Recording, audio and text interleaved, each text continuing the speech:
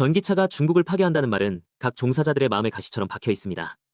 연산 판매량 1,600만 대, 11년 연속 세계 1위 산업이 어떻게 죄인이 되었나요? 오늘 진실을 파헤쳐 보겠습니다. 가장 가슴 아픈 면부터 말씀드리죠. 내연기관차 1대에는 부품이 3만 개가 들어갑니다. 엔진, 변속기, 배기장치 등 수백 개의 협력사가 수십만 명의 일자리를 지탱하고 있죠.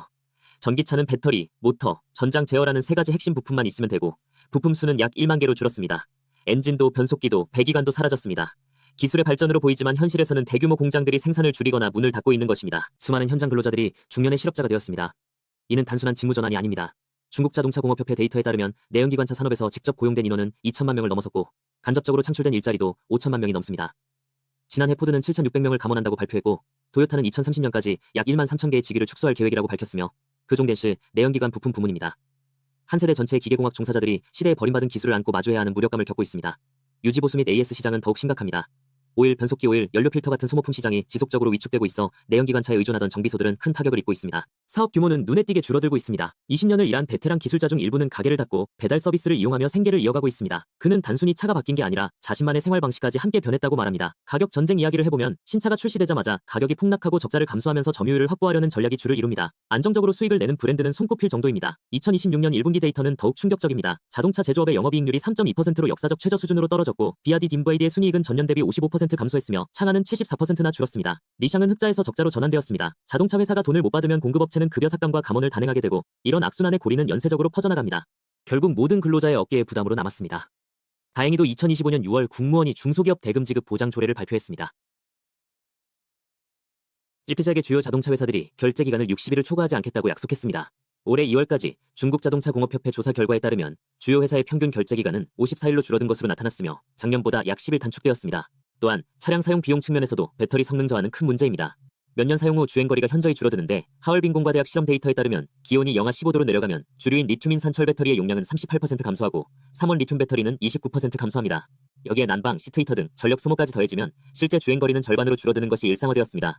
겨울철 충전 대기, 극한 날씨에서의 고장은 모두 운전자의 일상적인 절망적인 순간들입니다. 배터리 교체 비용이 너무 비싸졌습니다. 저장성에 사는 한 차량 소유자가 2018년에 산 순수 전기차는 당시 구매가가 12만 위안이었는데 지금은 중고 가격이 고작 3만 위안뿐입니다. 4S샵에서 배터리 교체를 하려면 6.5만 위안을 내야 하는데 이는 차값보다 더 비싼 금액입니다. 특히 고급 모델은 더 극단적입니다. 테슬라 모델 S의 배터리 교체비는 15서 12만 위안, 벤츠 EQC는 약 22만 위안인데 중고차 시세는 16만 위안 정도입니다. 차를 팔아도 배터리 교체비를 감당하기가 어렵습니다. 하지만 좋은 소식이 있습니다. 2026년 4월부터 인산철 리튬 배터리 수리비는 킬로와트시당 150위안을 넘지 않고 3원계 리튬 배터리는 180위안을 넘지 않게 됩니다. 이제야 가격이 내려가고 있습니다. 그래서 정말로 전기차가 중국을 망친다고 말할 수 있을까요? 물론 이러한 고통은 현실입니다. 하지만 다른 각도에서 보면 데이터는 거짓말하지 않습니다.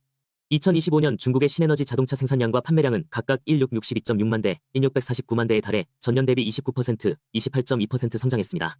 국내 시장 점유율은 47.9%에 이르렀으며 12월에는 단 한 달 만에 52.3%까지 치솟았습니다.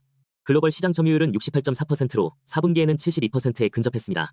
동력 배터리의 글로벌 점유율 역시 70%를 넘겼습니다. 수출량은 261.5만 대로 전년 대비 2배나 늘어났으며 충전기는 1281.8만 대에 달하고 고속도로 휴게소 커버리지는 98.4%에 이릅니다. 이는 특정 기업의 성과만이 아니라 전체 산업의 결과입니다. 이는 국가 전체가 미래를 건 거대한 도전이자 승부의 한판입니다.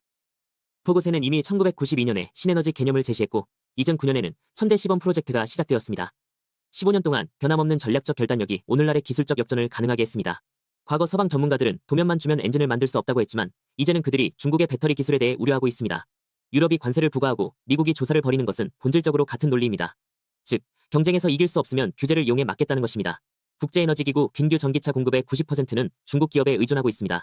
유럽, 미국, 일본, 한국 기업들이 단기적으로 중국이 가진 완벽한 산업 생태계 우위를 따라잡는 것은 불가능에 가깝습니다. 완벽한 산업 생태계의 우위에 대해 중국과 학원 원사인 옹양민고가 더 구체적으로 설명했습니다. 향후 5년간 주목해야 할 핵심 요소는 다음과 같습니다. 전 과정 안전, 모든 기후 조건에서의 초고속 충전, 완전 자율주행, 풀라인 컨트롤 샤시, 전고체 배터리, 모든 작동 조건에서의 고효율, 그리고 풀기능 전기차. 각 분야는 진입 장벽이 매우 높아 차별화된 경쟁이 필수적입니다. 이제 모방과 추종 시대는 점으로 갔습니다. 특히 전고체 배터리 분야에서 중국이 새롭게 공개한 특허는 전 세계의 44%를 차지하며 일본보다 3-5년 앞선 양산 검증이 가능합니다. 그렇다면 진실은 무엇일까요? 전기차 때문에 중국이 망한 것이 아닙니다. 구시대적 질서가 물러가고 새로운 시대가 개막하고 있을 뿐입니다. 그 전환기의 아픔은 분명히 존재합니다. 문을 닫은 공장들, 실직당한 노동자들, 문을 닫은 수리점들. 그 뒤에는 모두 생계를 위한 진실이 있지만 방향 또한 분명합니다.